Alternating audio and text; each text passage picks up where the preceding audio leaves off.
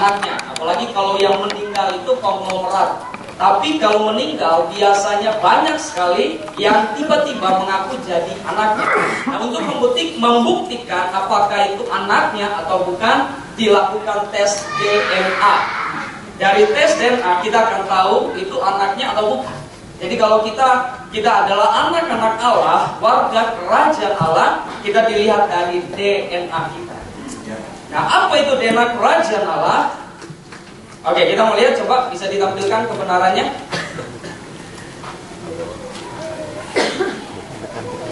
Oke, kita baca sama-sama 1 Korintus 1 ayat 23 sampai ayat yang ke-24. Sama-sama 3, 2, 1. Tetapi kami memberitakan Kristus yang disalibkan, untuk orang-orang Yahudi suatu batu sandungan, dan untuk orang-orang bukan Yahudi suatu kebodohan. Tetapi untuk mereka yang dipanggil, baik orang Yahudi maupun orang bukan Yahudi, Kristus yang disalibkan adalah kekuatan dan hikmat Allah. Paulus berkata bahwa pemberitaan tentang salib adalah sebuah kebodohan. Saudara tahu kenapa sebuah kebodohan? Karena kitab ini ditulis di Korintus. Saya kasih latar belakang tentang kota Korintus sedikit ya. Ternyata kota Korintus adalah salah satu kota yang sangat besar pada saat itu di zaman Yunani ya. Kota yang sangat besar. Di situ pusat salah satu pusat perdagangan ya, kota pelabuhan dan kota hiburan. Jadi kalau orang mau hiburan, biasa mereka datang ke Korintus ya. Jadi ini orang-orang yang sangat intelek sekali, orang-orang yang hidup di kota metropolitan. Kalau kita gambarkan di keadaan sekarang, jadi mereka menilai segala sesuatu berdasarkan nalar mereka. Yang mereka menilai sesuatu berdasarkan apa yang masuk di dalam akal sehat mereka. Itu sebabnya waktu Paulus beritakan tentang salib, Paulus berkata, Paulus sadar bahwa berita salib adalah sebuah kebodohan, ya, sebuah kebodohan. Nah, bagi orang Yahudi adalah batu sandungan. Kenapa? Karena orang Yahudi minta tanda. Nah, bagaimana bisa dipercaya dia Allah, sementara tanda seorang Allah itu punya kuasa dan gak mungkin mati. Nah, sementara Yesus kalah gitu loh, mati, gak bisa disebut, gak bisa diterima karena tandanya gak masuk gitu. Jadi buat orang Yahudi itu batu sandungan. Tetapi buat orang yang bukan Yahudi, yaitu orang Yunani, adalah sebuah kebodohan. Kebodohan kenapa? Karena gak masuk di akal mereka. Kau mau ada orang yang mengorbankan dirinya? Rasanya nggak mungkin. Saya baru mengerti begini, ternyata prinsip dunia ini dengan prinsip kerajaan Allah itu selalu bertolak belakang. Saya semakin mempelajari kebenaran, saya semakin menemukan begini bahwa prinsip dunia ini dengan prinsip kerajaan Allah itu selalu bertolak belakang. Ya, selalu bertolak belakang. Apa yang dianggap bodoh bagi dunia justru itu kekuatan bagi kerajaan Allah. Amin. Tapi apa yang berhikmat bagi dunia ini justru itu kebodohan bagi Allah. Dan selalu bertolak belakang. Makanya kadang-kadang saya bilang, Tuhan berikan hikmat dan kekuatan Allah supaya saya bisa mengerti kebenarannya. Amin. Nah, kita mau lihat selanjutnya. Nah, itu sebabnya yang jadi pertanyaan ini, poin yang penting yang saya mau coba share buat teman-teman semua, mengapa harus ada salib? Nah, dari sini baru kita tahu budaya atau DNA kerajaan Allah. Salib ada, kira-kira pernah nggak kita berpikir kenapa harus ada salib? Biasanya saya memahami kalau salib itu ada supaya kita diselamatkan. Tapi hari ini saya coba mau kasih dari sisi atau sudut pandang yang berbeda ya. Dan semoga bisa jadi berkat. Nah, coba kita lihat lagi ke bawahnya. Ternyata salib ada karena ini. Nah, pada waktu Tuhan menjadikan manusia, Tuhan mulai dengan sebuah DNA yang kita kenal kitab. Ya, kita baca di dalam Kejadian 1 ayat 26, baiklah kita menjadikan manusia menurut gambar dan rupa kita. Jadi kerajaan Allah DNA-nya adalah kita. Oke, coba kita lihat selanjutnya lagi. Menjadi salah satu dari kita. Waktu Adam itu jatuh di dalam dosa, dia ngomong kepada Tritunggal bahwa kita. Jadi ternyata kerajaan Allah itu DNA-nya adalah kita. DNA-nya adalah kita. Kita lihat di dalam perjanjian baru, para rasul mereka sangat mengerti DNA ini, sehingga mereka mengkopi DNA ini menjadi dasar gereja mula-mula. Saudara lihat coba di dalam Kisah 2 ayat 44, sama-sama 3, 2, 1. Segala kepunyaan mereka adalah kepunyaan bersama. Ada kata kepunyaan bersama, itu berarti kita. Jadi ternyata para rasul yang dibimbing selama 3,5 tahun oleh Yesus hanya untuk mengubah budaya dari aku menjadi kita. 3,5 tahun itu cuma memberitahu kepada mereka bahwa DNA kerajaan Allah adalah kita. Adalah kita. Dan mereka mengerti sekali sehingga waktu mereka membangun dasar dan fondasi gereja, mereka tahu bahwa gereja dibangun atas dasar DNA kita, hidup bersama, segala kepunyaan adalah bersama. Oke, ini Kisah 2 ayat 44 ya. Coba kita lihat lagi ke bawah. Oke, nah waktu pelan-pelan ya, udah mau habis. Gak akan lama. Oke, enggak apa-apa, dikeluarin aja semua. Yang sampai di aku aja. Oke, kasih tepuk tangan dong buat IT kita yang luar biasa ya. Oke, jadi waktu itu sebabnya kenapa ada salib waktu Adam jatuh di dalam dosa. Kalau saya berpikir gini, coba pernah kita berpikir nggak? Kalau Adam jatuh di dalam dosa, Adam dan Hawa hanya sebuah kesalahan, menurut saya Tuhan nggak akan suruh mereka keluar dari taman itu, betul? Tuhan nggak akan begitu marah. Ternyata waktu mereka jatuh di dalam dosa, mereka bukan sekedar berdosa, tapi mereka menukar budaya atau DNA kita itu menjadi aku. Jadi kenapa saya tahu aku? Kita lihat coba di bawahnya. Karena waktu mereka iblis jatuh itu karena aku.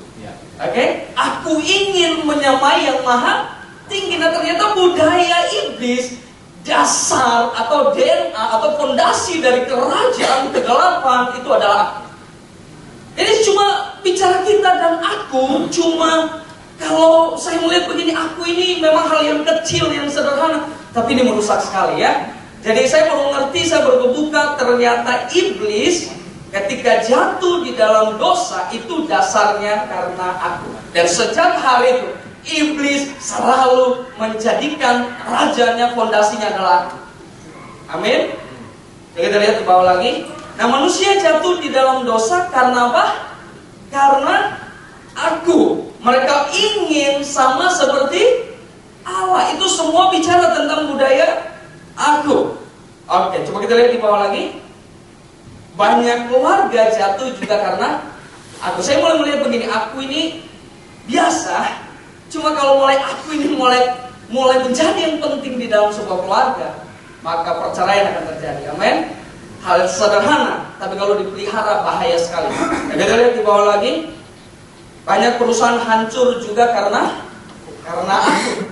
Dan ini sebabnya banyak perusahaan mereka membangun sebuah training, tema utamanya adalah teamwork. Betul? Together, ya kan? Mereka rata-rata membangun ke sana karena mereka tahu ketika aku ini menjadi dasar dari perusahaan mereka, maka perusahaan ini nggak akan berlangsung lama. Nah, kita lihat di bawah lagi, banyak pelayanan bubar juga karena aku. Ya nanti saya akan kesaksian karena saya kenapa mengerti aku ini begitu bahaya, ya karena saya ngalamin gitu loh. Oke, cus kita lihat ke bawah lagi. Nah, itu sebabnya kenapa ada salib. Jadi ternyata salib ini dianggap sebuah kebodohan, betul? Karena salib ini bukan cuma bukan cuma sebuah hukuman, tapi hukuman yang sangat menggenaskan, menyedihkan, memalukan. Dan ini bicara tentang sebuah DNA yang Yesus ingin kembalikan, yaitu DNA kita. Ya. Karena ribuan tahun dunia sudah dibangun dengan fondasi kerajaan kegelapan, yaitu aku. Ribuan tahun dasar dunia ini, dasar orang berhidup, bahkan semua yang terjadi itu dibangun dengan budaya aku. Itu sebabnya perlu salib. Salib itu adalah kita. Sebab kenapa pengorbanan di situ? Karena kita itu bicara tentang salib, betul? Karena kita bicara tentang pengorbanan di situ. Karena kita bicara tentang kasih di situ. Itu sebabnya perlu salib untuk kayak semacam terapi gitu loh. Jadi kalau orang sakit, biasa kalau sakitnya udah parah, itu butuh obat. Obatnya bukan obat yang dosisnya biasa, betul Bapak Ibu? Obatnya yang dosisnya agak tinggi. Kenapa? Supaya shock terapi gitu. Supaya bisa melawan sakit yang agak parah.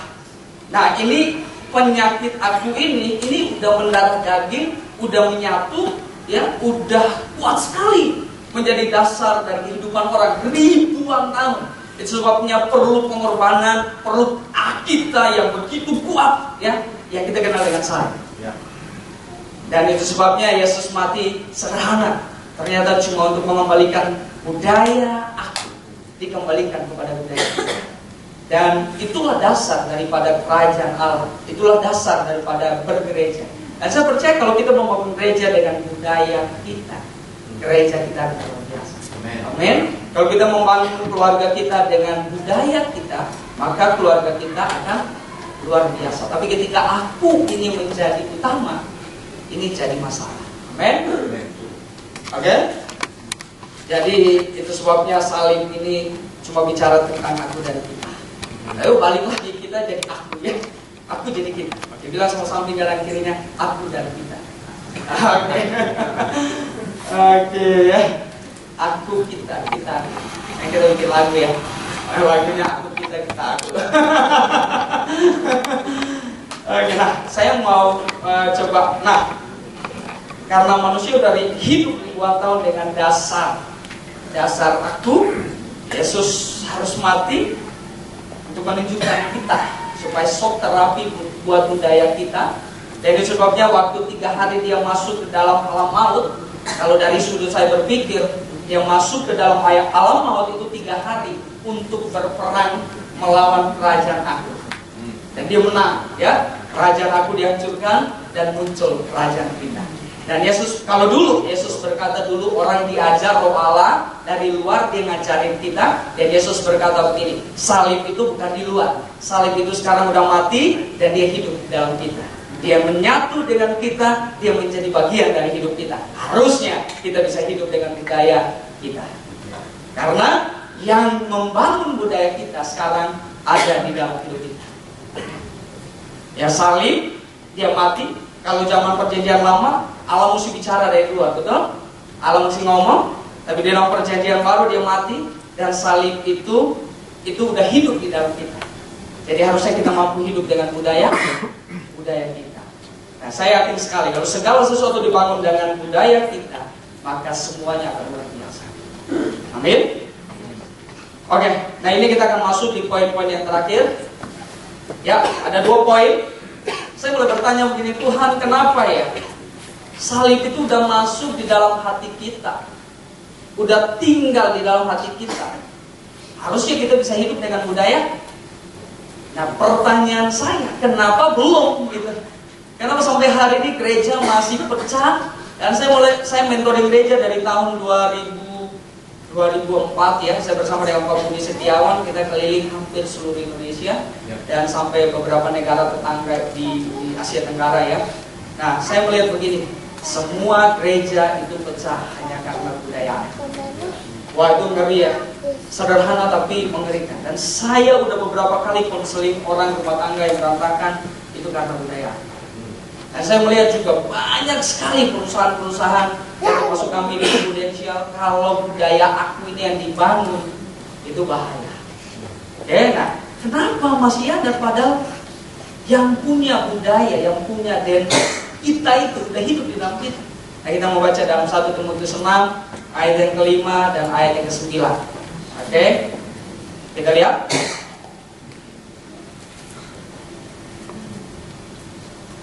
Bisa ditampilkan ayatnya?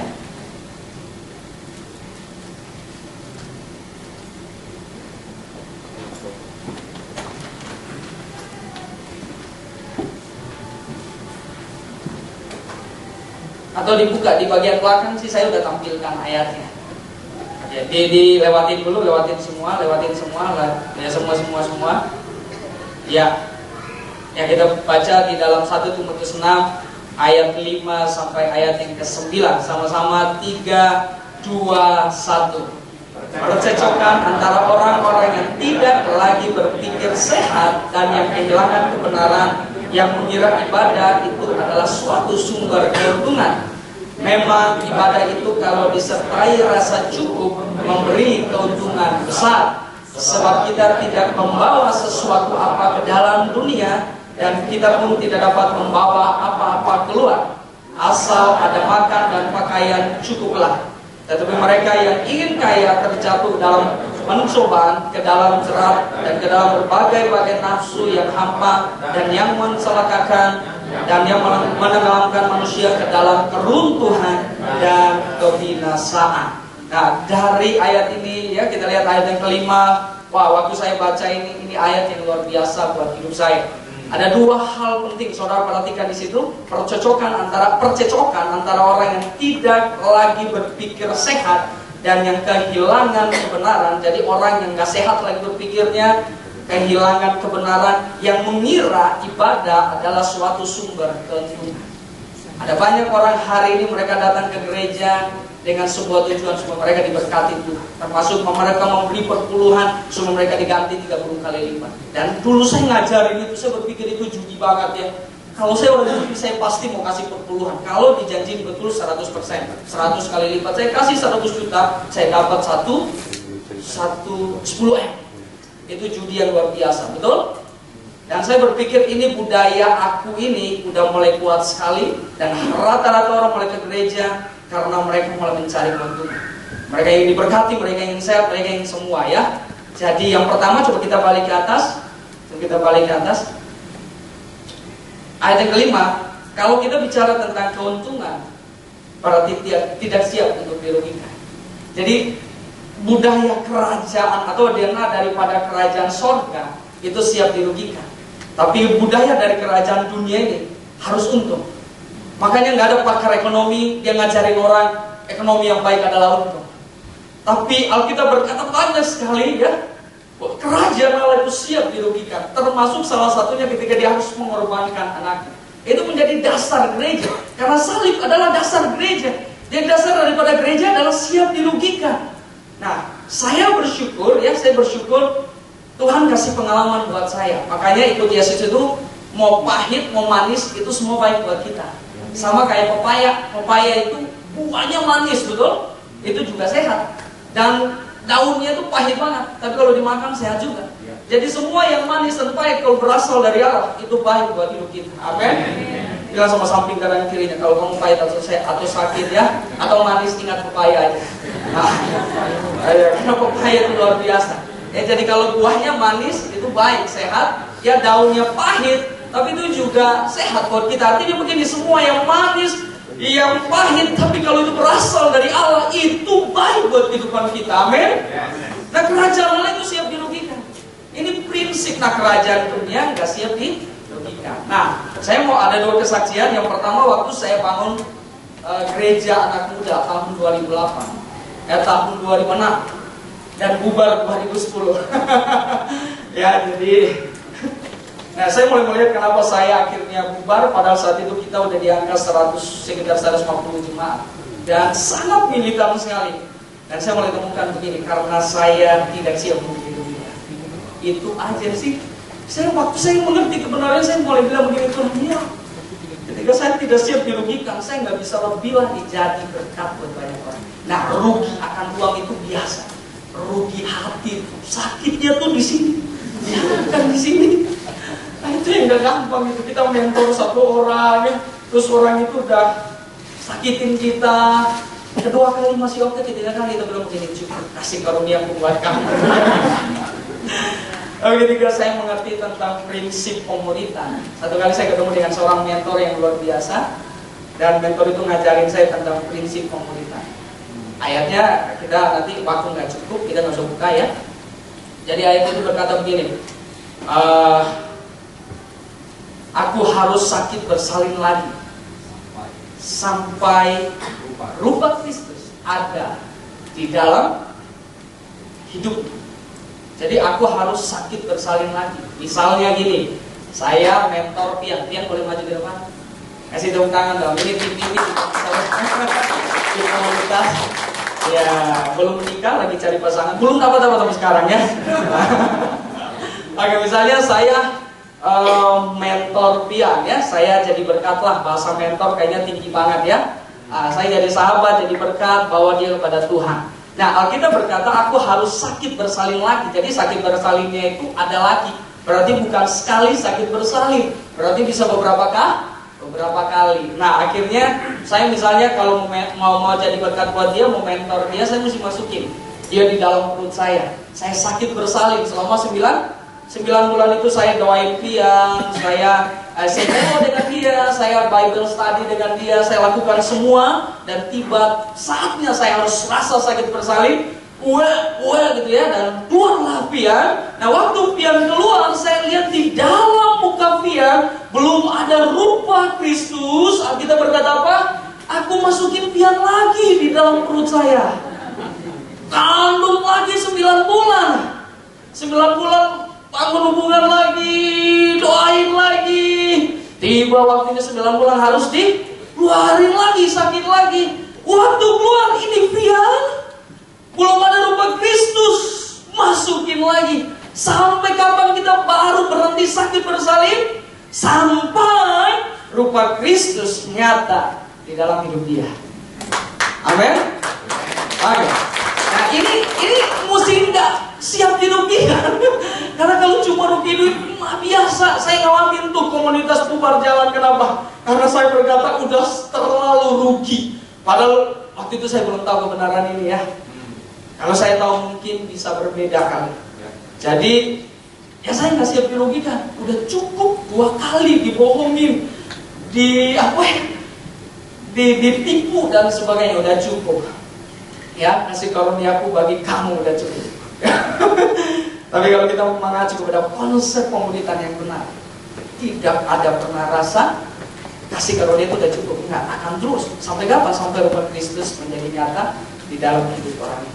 Makanya saya nggak setuju kalau ada satu pendeta dia berkata, saya mau mentor 1000 orang. Satu aja saudara urus benar-benar. Gak akan gampang satu aja. Betul kan saudara? Makanya Yesus saja cuma 2. Satu gagal, 11 berhasil ya. Dia silakan duduk. Kalau mau gantiin saya boleh.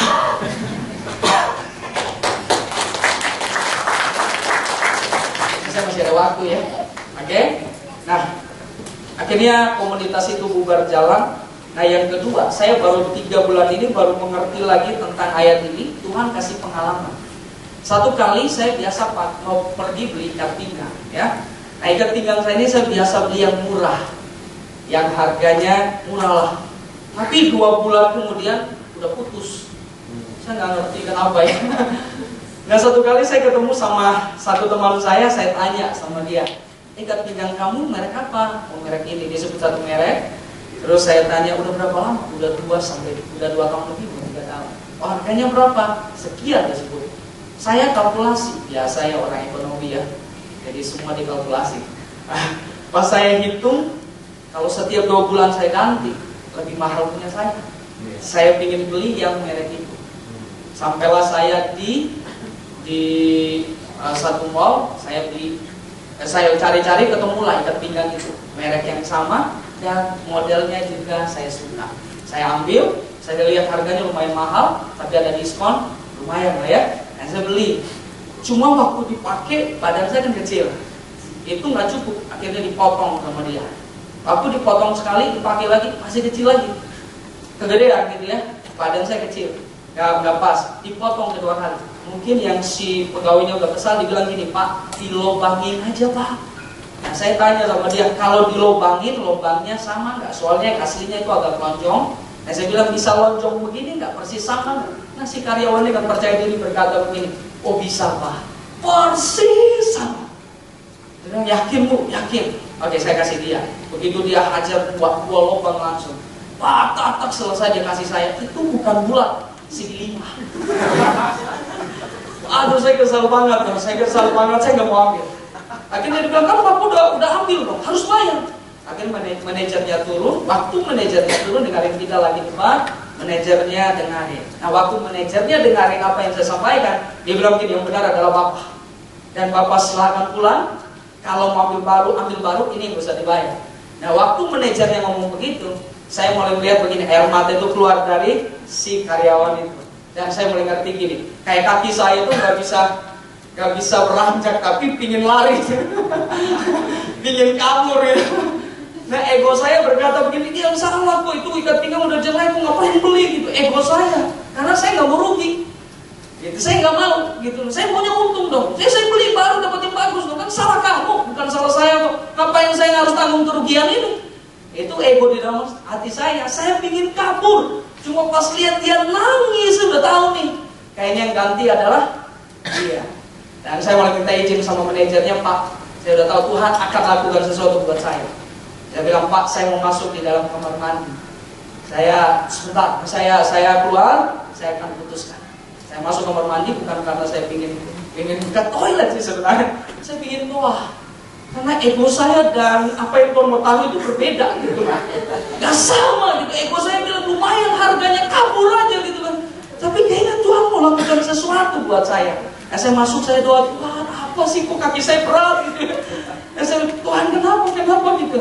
Tuhan lama 5 menit gak ada jawaban. Gak lama Tuhan mulai bicara. Ya aku di situ jago untuk bertanya. Dia cuma bilang gini, kalau kamu yang ganti sama dia yang ganti lebih berat siapa? Oh, jawabannya jelas, siapa yang lebih berat? Karyawannya. Terus kalau kamu yang ganti, masalah? Masalah. Tapi kalau aku minta kamu ganti dan jadi berkat, kamu apa gitu ya? Baru saya ngerti konsep ini ya. Kita gak siap dirugikan. Saya baru ngerti loh. Akhirnya saya keluar. Saya bilang begini, Tuhan untuk lewat saya dapat iman gitu. Saya datangin manajernya, Pak, ikat pinggangnya saya bayar. Waktu saya bilang bayar, itu karyawannya nangis, tapi kali ini bukan nangis sedih. Kali ini nangis bahagia. Nangisnya bahagia. Saya yang merasa kurang bahagia. Aduh. Lalu dia ngantar saya dari belakang sampai di depan. Itu sepanjang kan maunya agak tinggi, agak panjang, ngucapin terima kasihnya nggak putus-putus. Terima kasih Pak. Yang salahnya saya nggak minta nomor teleponnya untuk pulang datang kepada Tuhan. Amin. Ya, karena tujuan saya berbuat baik bukan untuk dipuji, tapi untuk kerajaan. Saya mulai berpikir kalau semua orang Kristen begini, wow. Yang kedua, kita balik yang tadi, yang udah selesai. Bisa yang ke ayatnya dulu, ayatnya agak cepat, oke? Sebab kita tidak membawa sesuatu apa ke dalam dunia, kita nggak bawa apa-apa dan kita pun tidak dapat membawa apa-apa keluar. Jadi yang ada di dunia kita habiskan, amin? Gak perlu ditabung, berapapun uang Anda habiskan itu ya. Wariskan sedikit buat anak istri Anda ya. Oke, selesainya dihabiskan ya, karena nggak akan dibawa kemana-mana ya. Asal ada makanan dan pakaian cukup. Ternyata prinsip yang kedua, kita mulai balik ke tadi materinya IT. Oke, balik ke materinya. Coba kita balik. Oke, ternyata prinsip yang kedua adalah rasa cukup. Ya, ternyata kalau kita mau masuk di dalam kerajaan Allah, kita harus punya rasa cukup.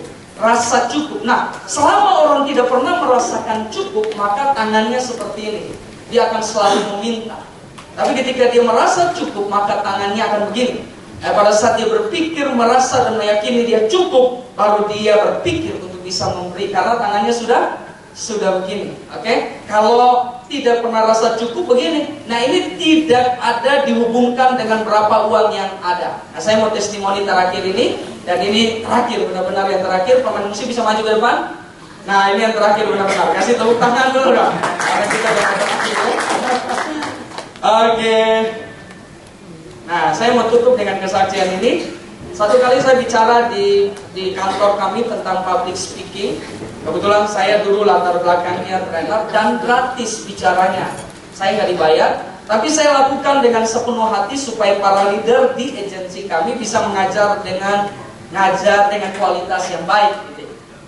Nah, waktu saya lagi ngajar, udah selesai, ada satu ibu. Dia juga udah top leader di agensi kami. Dia datang sama saya. Lalu dia bilang nanti dia mau telepon. Nah, saya tunggu, saya nggak tahu mau ngapain ya. Dia telepon, waktu dia telepon dia ngajak ketemu. Dia bilang ada penting sekali sama saya. Jadi kita ketemu di Starbucks di Sarina. Cuma saya bersyukur waktu itu belum dibom ya. Kemarin ketemunya ngeri. Waktu lagi ketemu ngobrol, dan dia mulai curhat masalah dia.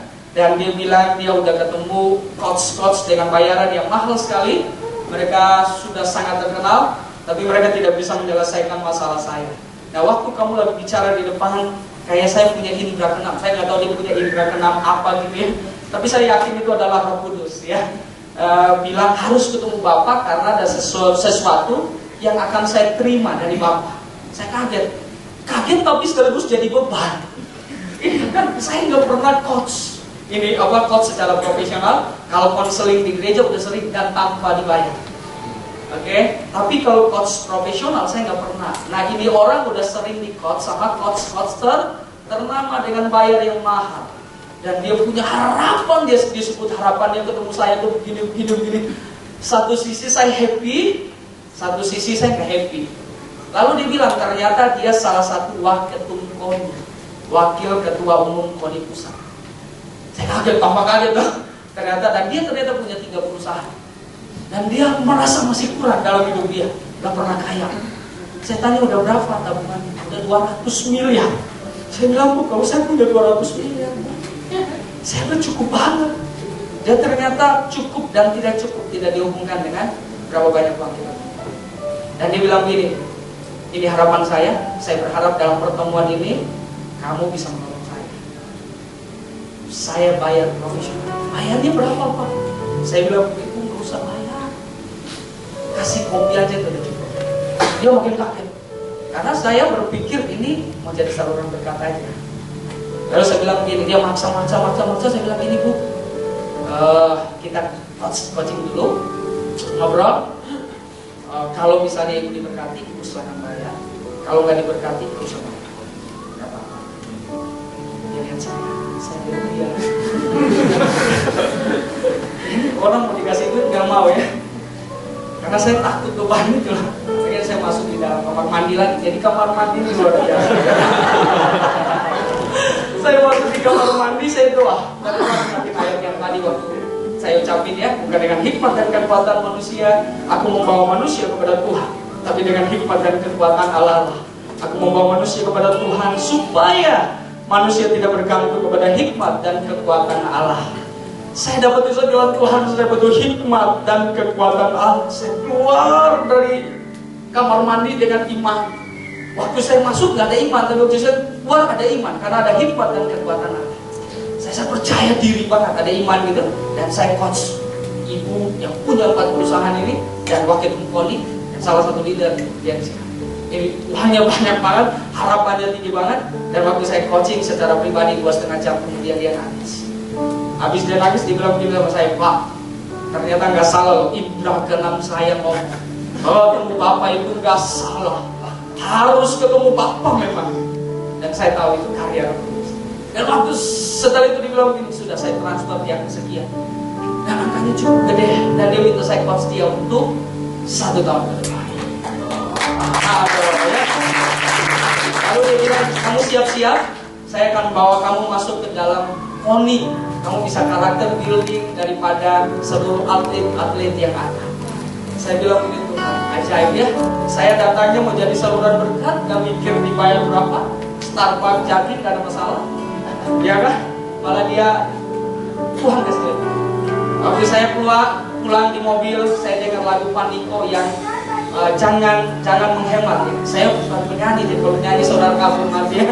Jangan menghemat, panjangkan patut.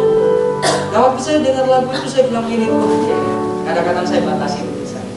Tapi oleh hikmat dan kekuatan Allah, Tuhan akan pakai. Amin. Amin saudaraku. Mari kita panggil berdiri, kita datang sama Tuhan.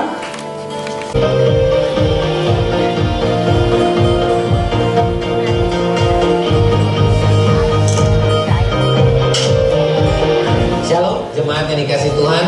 Selamat tahun baru 2016. Seperti yang sudah disampaikan minggu lalu oleh penantu kita Kaseno, tema 2016 untuk area barat yang kita dapatkan bersama-sama adalah My Home, The Love and Build.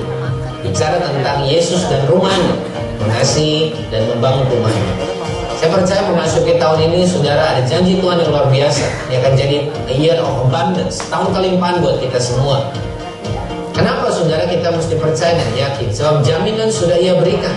Paulus menuliskan dalam Filipi 1 ayat 6, akan hal ini aku yakin sepenuhnya, yaitu Ia yang memulai pekerjaan yang baik di antara kamu akan meneruskannya sampai pada hari terakhir, sampai pada hari Kristus Yesus. Saudara, saya percaya jaminan yang diberikan membuat kita boleh yakin dan percaya bahwa tahun ini akan jadi tahun yang luar biasa.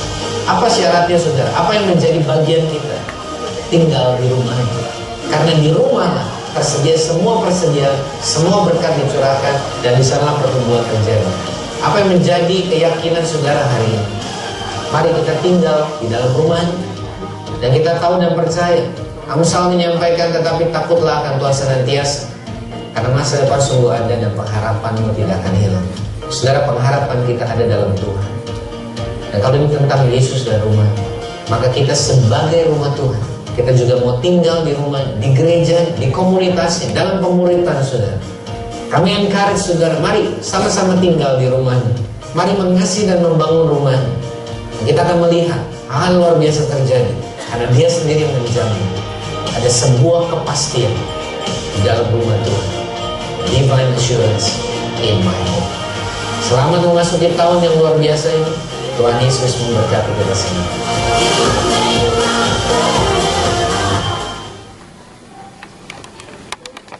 Berapa banyak Bapak Ibu Saudara yang percaya bahwa tahun ini akan ada sesuatu yang besar yang Tuhan kerjakan di tengah-tengah kita. Amin. Tahun ini fokus kita di area barat adalah my home. Bagaimana hidup kita dibangun menjadi rumah tempat kediaman Tuhan.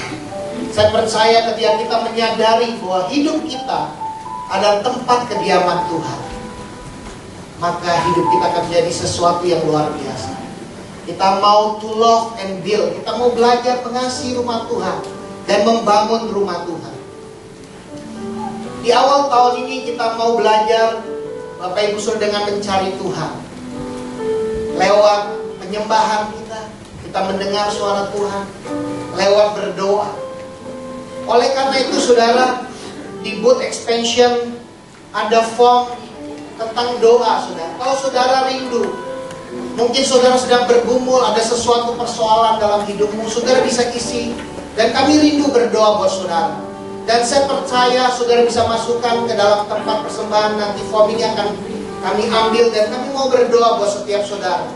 Kami rindu dan kami percaya ada jawaban-jawaban doa tahun ini. Ketika tadi menyembah Tuhan, Tuhan menaruh satu kata di dalam hati saya, miracle. Akan ada banyak mujizat yang akan saudara alami. Saudara yang membutuhkan dukungan doa, saudara bisa menuliskan dan bisa menaruhnya, mengisi dan menaruhnya di dalam kotak itu, dan kami akan berdoa saudara. Dan kita akan mencari Tuhan lewat berpuasa saudara. Buat saudara yang sudah mengambil berpuasa, mari saudara teguhkan, kuatkan hati saudara. Dan kita juga mau mencari Tuhan lewat firman Tuhan. Ada bacaan Alkitab 1 tahun, sudah dikirimkan email juga buat kemarin saudara yang menuliskan. Kalau ada di antara saudara juga yang masih belum menerima soft copy, saudara rindu bersama-sama di dalam pembacaan Alkitab 1 tahun, mari saudara juga dapat tuliskan di Booth Expansion. Saya akan kirimkan kepada setiap saudara, agar setiap kita dapat terlibat mencari Tuhan lewat firman Tuhan. Dan minggu yang lalu Kak Seno menyampaikan kepada kita, mari kita memulai dengan benar, starting right. Masih ingat saudara, yang pertama kita perlu memiliki big picture dari Tuhan. Tahun ini apa yang Tuhan mau dalam kehidupan kita. Yang kedua, kita perlu mengizinkan Tuhan stretch dan enlarge kapasitas dalam kehidupan kita. Biar kita direnggangkan oleh Tuhan. Biar kita diperbesar kapasitasnya oleh Tuhan.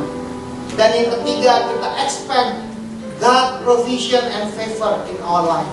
Kita mengharapkan provisi dari Tuhan, penyediaan dari Tuhan, perkenanan Tuhan dalam hidup kita.